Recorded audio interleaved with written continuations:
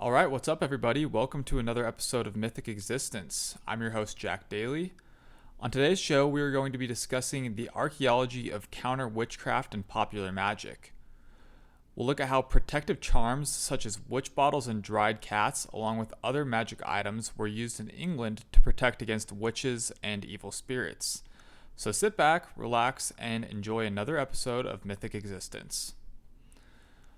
So, a lot of the research for today's episode is based off of a book called The Archaeology of Counter-Witchcraft, which was written by a man named Brian Hoggard. The whole title of the book is Magic House Protection, The Archaeology of Counter-Witchcraft. And basically, this guy realized that a lot of protective objects were hidden in the walls and in the floors and in the fireplaces, kind of liminal threshold spaces in English houses, mostly England, scattered into, Wales and Scotland and Ireland as well, and that they were used as protective sort of amulets in a certain way against particular evil forces like witches and demons and ghosts. As was mentioned in the kind of beginning sequence, dried cats and witch bottles were some of the most prevalent, but there were also horse skulls and little shoes and stuff like that. So we're just going to go into detail about all of these different charms that were used, and the time period is basically early modern period, well into the 20th century. I think that there's reason to believe that people are still doing this type of thing. I think it's probably reasonable to believe that these practices extended beyond the early modern period before. Definitely stretched beyond, but there's certain problems with dating, and not everybody's going to report these things. If they find them, they might not understand the significance or, know who they should be reporting it to. So there's probably a lot more out there to be found that we don't quite know of, but that's kind of the give and take of material remains in general, is that on the one hand, they're great because they give us a record where no physical record exists, no written record. They give us a physical record. But on the other hand, there's all sorts of problems with things like dating and the lack of reporting and the difficulties that go into finding these sort of things, because they're often found during demolitions and repairs, which are not always happening.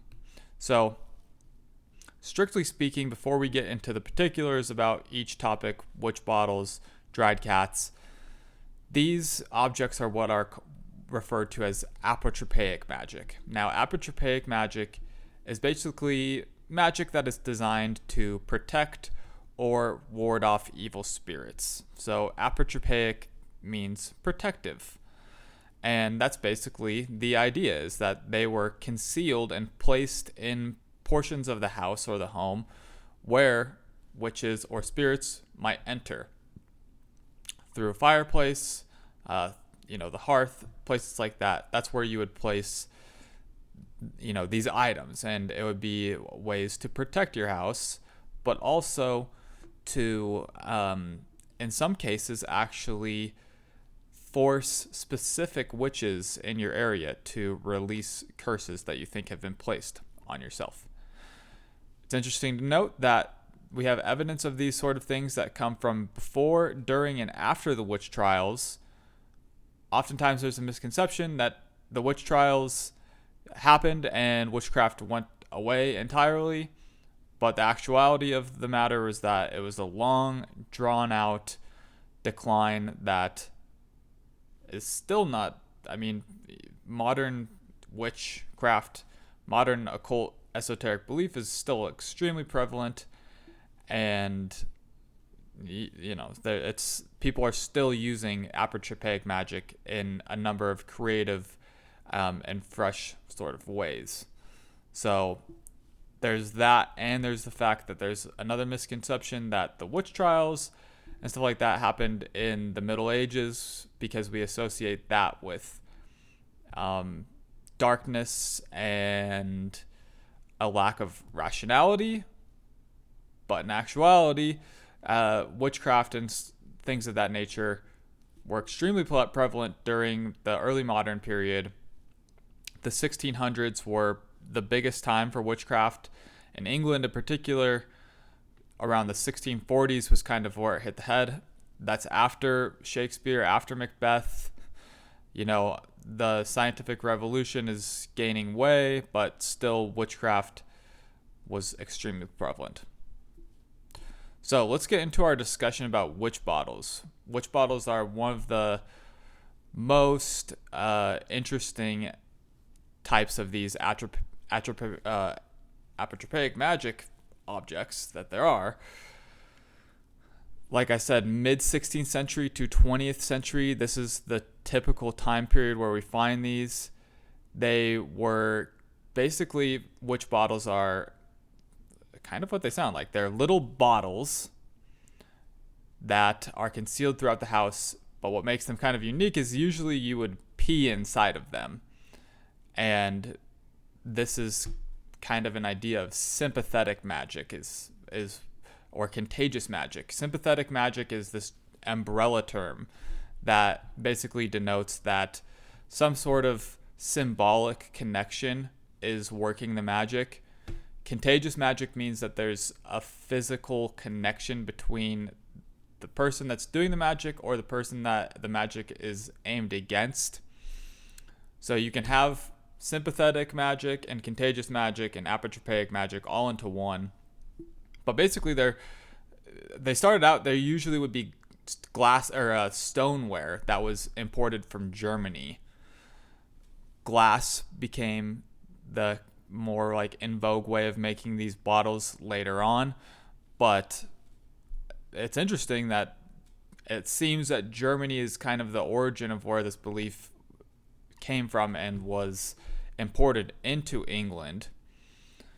The original witch bottles were called Bellarmines, which were named after a Catholic bishop who was also the namesake of Bellarmine University in the United States. And oftentimes the Bellarmine witch bottles would have sort of a bearded man that had kind of a nasty look on him, and that was meant to be this Bishop Bellarmine.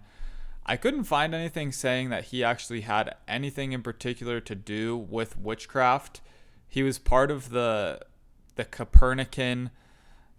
He was against Copernicus. He was one of those guys. So, not somebody who was super progressive, I would say. But basically, the idea of the witch bottles is you would often also put things like nails and other kind of trapping mechanisms inside of them. And there's two ways that they would work. Is basically one, a witch would be entering your house and would get trapped in the witch bottle. So you were trapping them. Or the second is that the witch bottle was actually supposed to simulate the bladder of the witch, and it would inflict harm on the witch's bladder because of the nails and the pins and stuff like that. So it would hurt them and cause them to release the charm or spell or curse that they had placed against you. So it was used generally against witches in general, but it was also used against specific witches that people think that had placed a curse upon them. There was an episode of Antique Roadshow where they found this old witch bottle, and the guy drank from it. He thought it was wine, but it wasn't wine. It was literally, piss and urine and nails and stuff like that. It's disgusting, and it was hundreds of years old. So if you ever find an old bottle in your house in England, do not drink from it. It is not rare, expensive aged wine. It is probably pee that was used to trap a witch. Oftentimes, human hair was placed inside of it.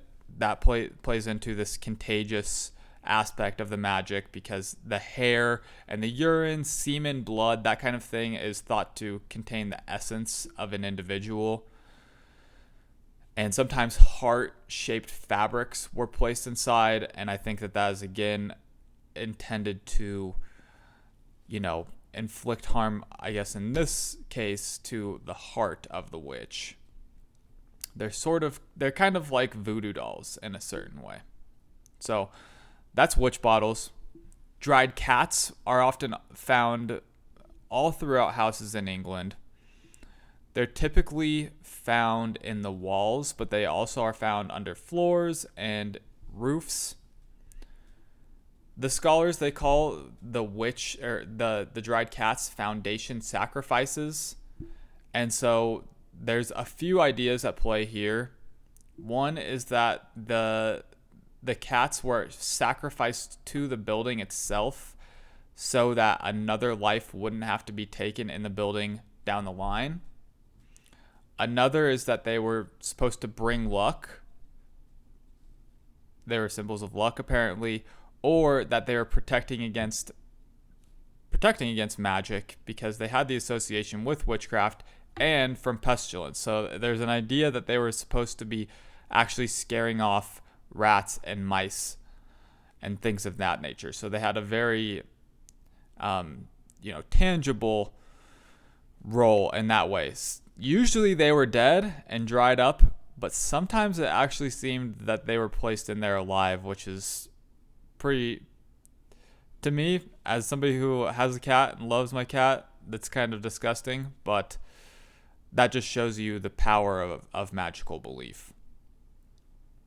Horse skulls are also something that is found, not quite as wide as witch bottles or cats. Apparently 54 horse skulls have been found. That's the number that Brian Hoggard gives. This one seems to also have a couple of roles. Apparently, especially in Sweden, horse skulls are placed in the ground for their acoustic properties. I guess that the skull itself makes the floor sound better when you walk on it. So anybody that's lived in a crappy apartment building and has creaky floors and stuff like that know the importance of having good floor acoustics. So you could see if these were found to be useful in that way, it might have some staying power.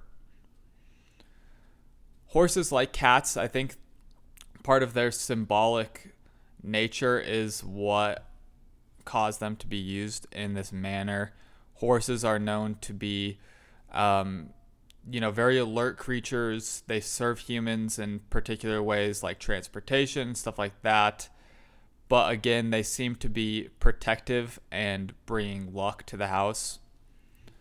There's a pre-Christian folk magic practice, according to the witchcraft, the Museum of Witchcraft and Magic in England, that sacrificing a horse and placing its poll upon a head in a direction of a person you wanted to curse was a practice that people did. So horse skulls have had a long standing magical tradition.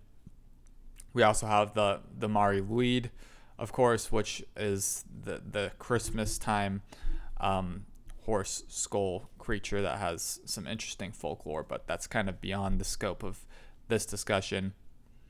Concealed shoes are apparently basically the most commonly found items that are used in this apotropaic magic.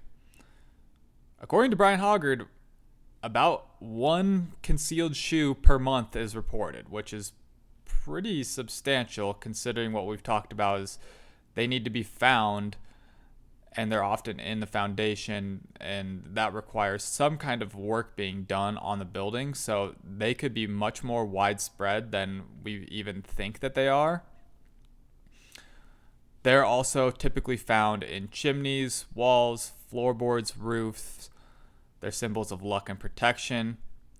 Apparently, they might be tied to one of England's unofficial saints, which is John Scorn of Buckinghamshire, who was alleged to have trapped the devil in his boot.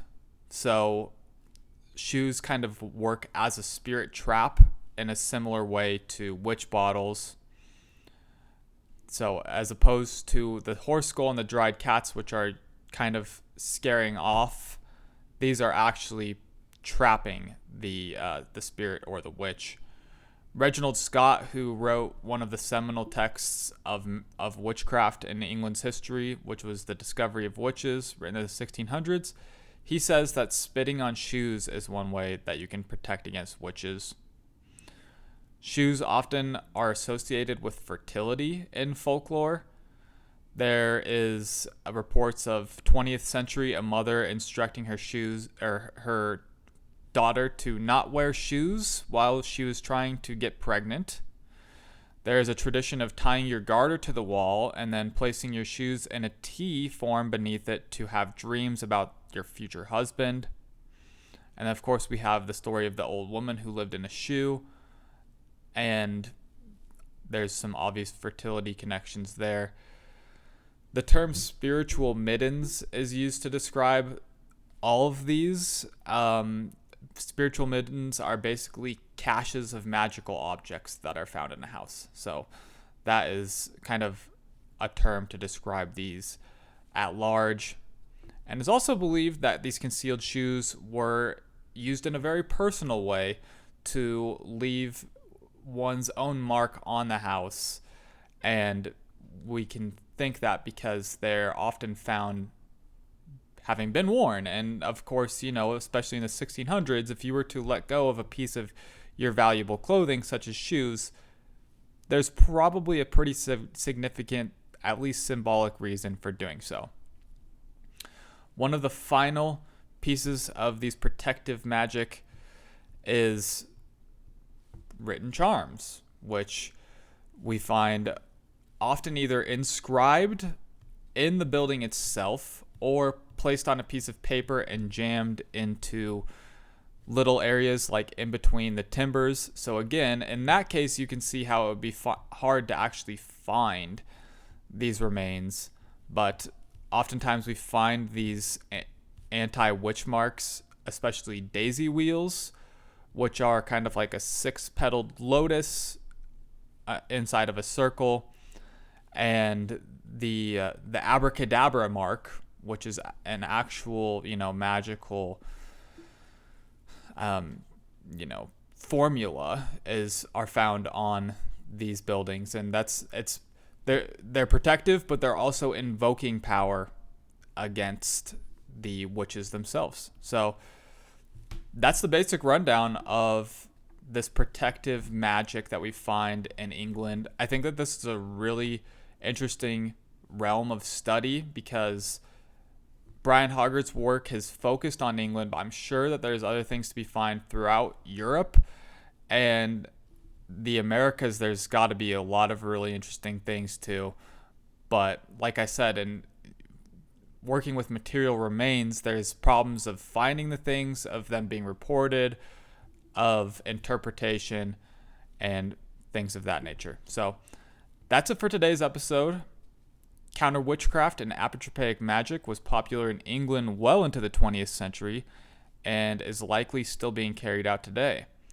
So, if you or a loved one fear that you have been cursed by a witch, maybe it would be okay to pee in a jar, stick it full of needles, and stuff it in your fireplace. Please follow Mythic Existence on social media, subscribe to the YouTube channel, and feel free to leave a positive review on your podcast app. Thanks for listening. See you next time.